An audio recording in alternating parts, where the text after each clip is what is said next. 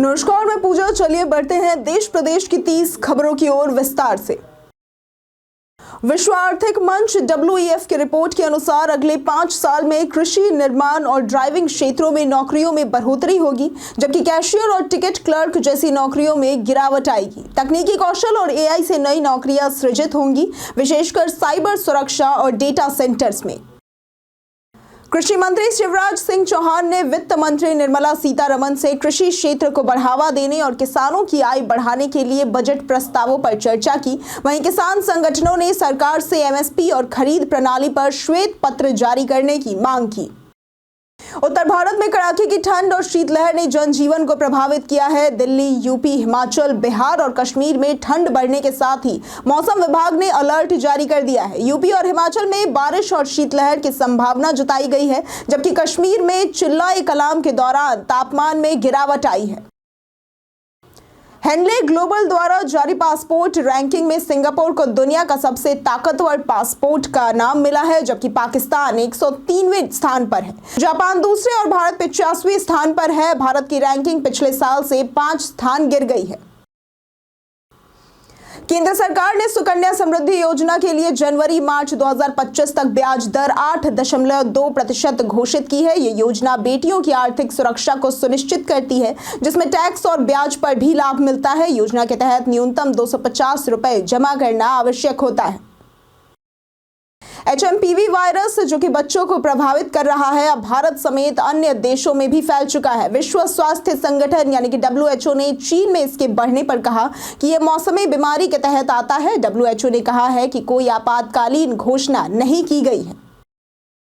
Supreme court ने केंद्र सरकार को मोटर दुर्घटना पीड़ितों के लिए गोल्डन आवर के दौरान कैशलेस इलाज की नीति बनाने का आदेश दिया है। ये नीति 14 मार्च 2025 तक लागू करने का निर्देश दिया गया है, जिससे त्वरित चिकित्सा देखभाल से जीवन बचाने में मदद मिलेगी।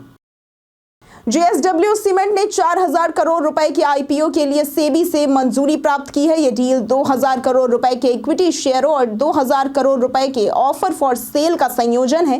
कंपनी अपनी उत्पादन क्षमता बढ़ाने और कर्ज चुकाने के लिए IPO से प्राप्त राशि का इस्तेमाल करेगी।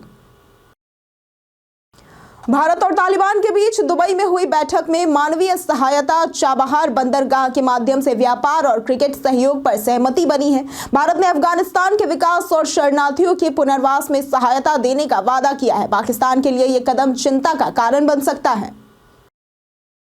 2024 में भारत का बिजली उत्पादन 5.8% बढ़ा, जो कोरोना के बाद सबसे धीमी वृद्धि है। दूसरी छमाही में वृद्धि 2.3% रही, जबकि पहले 9.6% थी। उत्पादन में कमी के कारणों में आर्थिक सुस्ती और कमजोर मांग शामिल है, लेकिन विश्लेषकों को 2025 में वृद्धि की उम्मीद है। OnePlus Open Apex एडिशन पर Amazon से खरीदारी करने पर ग्राहकों को 20,000 रुपए की OnePlus 2 फ्री मिल रही है।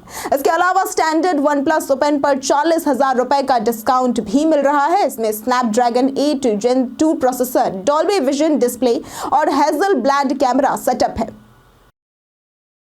ट्राई ने जियो, एयरटेल और VI से पूछा है कि वे कॉलिंग और मैसेजिंग के लिए समर्पित प्लान क्यों नहीं पेश करती हैं, जबकि कई उपयोगकर्ताओं को केवल कॉलिंग की आवश्यकता है। उपभोक्ताओं, खासकर वरिष्ठ नागरिकों ने डेटा की अनिवार्यता के बिना सिर्फ कॉलिंग प्लान की मांग की है। PPF में 15 साल तक हर साल 1.5 लाख रुपए निवेश करने पर 7.1% ब्याज दर से 25 साल में 1 करोड़ रुपए का फंड बनाया जा सकता है। इसके साथ टैक्स फ्री इनकम भी मिलती है, जिससे 60,000 रुपए प्रति माह की आय हो सकती है। पुष्पा 2 ने हिंदी बॉक्स ऑफिस पर 35 दिन में 816 करोड़ रुपए का कलेक्शन किया है। फिल्म की दीवानगी अभी भी बनी हुई है और आने वाली फिल्मों के लिए ये एक बड़ा खतरा बन गई है। आने वाले दिनों में ये अल्लू अर्जुन की फिल्म के लिए और भी रिकॉर्ड तोड़ सकती है। माइक्रोसॉफ्ट ने 14 अक्टूबर 2025 से विंडोज 10 का सपोर्ट खत्म करने का ऐलान कर दिया है, जिससे यूजर्स को सुरक्षा अपडेट्स नहीं मिलेंगे।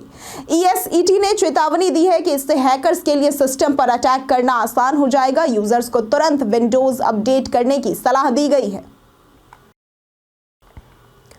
वर्तमान में बजट फोन में 12 GB से 16 GB तक रैम दिखाने वाली कंपनियां असल में वर्चुअल रैम का उपयोग कर रही है, जो स्टोरेज का इस्तेमाल करती है।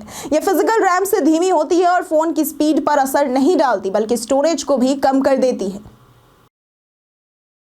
Amazon की ग्रेट रिपब्लिक सेल 13 जनवरी से शुरू होगी, जिसमें स्मार्टफोन और इलेक्ट्रॉनिक्स पर 65% तक की छूट मिलेगी। फ्लिपकार्ट की सेल 14 जनवरी से शुरू होगी, जिसमें आईफोन 16 और गैलेक्सी S24 जैसे फ्लैगशिप डिवाइसेस पर भारी डिस्काउंट मिलेगा। चालू वित्त वर्ष में भारत की प्रति व्यक्ति आय में 35,000 रुपए की बढ़ोतरी हुई है। SBI की रिपोर्ट के अनुसार देश की नॉमिनल GDP ग्रोथ 10% तक रहने का अनुमान है, लेकिन निजी खपत और पूंजी निर्माण में मंदी का सामना करना पड़ सकता है।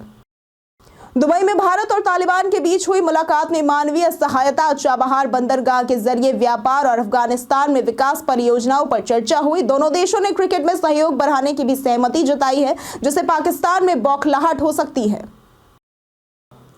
भारत सरकार बजट 2025 में इनकम टैक्स एक्ट में बदलाव करने की तैयारी कर रही है। इससे टैक्स पेयर्स को राहत मिल सकती है, जैसे कि टैक्स स्लैब में बदलाव, छूट सीमा में बढ़ोतरी और विवाद समाधान प्रक्रिया को आसान बनाना। कंजम्पशन बढ़ाने के लिए भी कदम उठाए जा सकते हैं। मालदीव्स के रक्षा मंत्री मोहम्मद घासन मौमून की नई दिल्ली यात्रा के दौरान भारत और मालदीव्स के बीच रक्षा सहयोग को फिर से मजबूत करने पर चर्चा हुई। रक्षा मंत्री राजनाथ सिंह ने द्विपक्षीय रक्षा संबंधों को बढ़ावा देने की इंडिया की प्रतिबद्धता जताई और समुद्री सुरक्षा साझेदारी को बढ़ाने की इच्छा व्यक्त की है। विदेश मंत्री एस जयशंकर ने विभिन्न मंचों पर अपनी स्पष्ट और सख्त बयानबाजी से कई देशों को संदेश दिया है। अमेरिका, पाकिस्तान, चीन और कनाडा से लेकर ब्रिक्स और आतंकवाद तक उन्होंने भारत के राष्ट्रीय हितों की रक्षा करने की अपनी प्रतिबद्धता को मजबूती से व्यक्त किया है। सोने की बढ़ती कीमतों के चलते युवाओं में 18 कैरेट सोने की ज्वेलरी की डिमांड बढ़ गई है। 2024 में 18 कैरेट गोल्ड ज्वेलरी की खपत 25% बढ़ गई है। 22 कैरेट सोने की तुलना में 18 कैरेट सोना किफायती होता है, जिससे कि यह युवा खरीदारों की पहली पसंद बन गई है।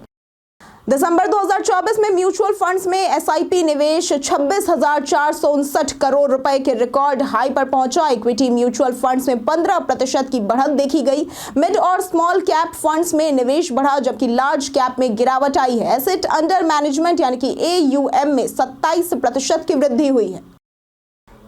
महाकुंभ के दौरान प्रयागराज जाने वाली ट्रेनों के मार्ग में बदलाव किया गया है। 6 प्रमुख ट्रेनें नई रूट पर चलेंगी, जबकि 30 एक्सप्रेस ट्रेनों में अतिरिक्त ठहराव दिया जाएगा। गोरखपुर से अयोध्या कैंट तक स्पेशल पैसेंजर ट्रेन भी चलाई जाएगी, जो 12 से 16 जनवरी तक चलेगी। जियो ने 49 रुपए में अनलिमिटेड डेटा का प्लान लॉन्च किया है, जिसमें 25 GB FUP लिमिट है। इस प्लान की वैलिडिटी 1 दिन की है। एयरटेल और VI के समान 49 रुपए के प्लान में कम डेटा लिमिट है। जियो का प्लान ज्यादा डेटा और बेहतर है।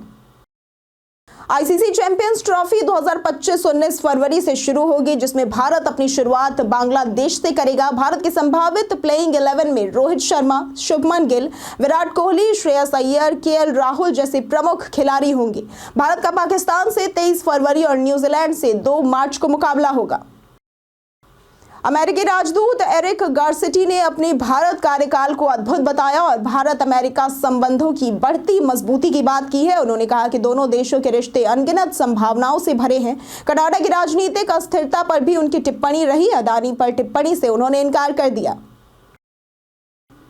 भारत में डीमैट खातों की संख्या में तेजी से वृद्धि हो रही है। 2024 में 46 मिलियन नए डीमैट खातों का उद्घाटन हुआ है, जिससे कुल संख्या 185.3 मिलियन तक पहुंच गई है। इस वृद्धि का कारण खाता खोलने की आसान प्रक्रिया, स्मार्टफोन का बढ़ता इस्तेमाल और अनुकूल मार्केट रिटर्न है।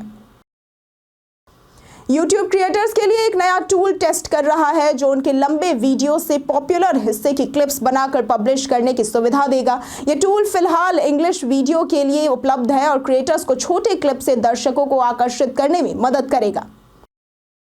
आज के लिए फिलहाल इतना ही। जिन लोगों ने हमें कमेंट किया था उनके नाम हैं आजाद अंसारी, जितेंद्र ठाकुर, अमरजीत यादव, शाकिर हुसैन, विजय राय, नौशाद रजा, परवीन कुमार, विनोद कुमार, दीपक कुमार, सचिन कुमार, नीरज कुमार। चलिए अब बढ़ते हैं आज के सवाल की ओर। आज का सवाल है, आपके क्षेत्र में किस सिम का नेटवर्क सबसे अच्छा है? इस सवाल का जवाब हमें कमेंट सेक्शन में लिखकर जरूर बताएं। आज के लिए सिर्फ इतना ही। वीडियो में हमारे साथ बने रहने के लिए धन्यवाद।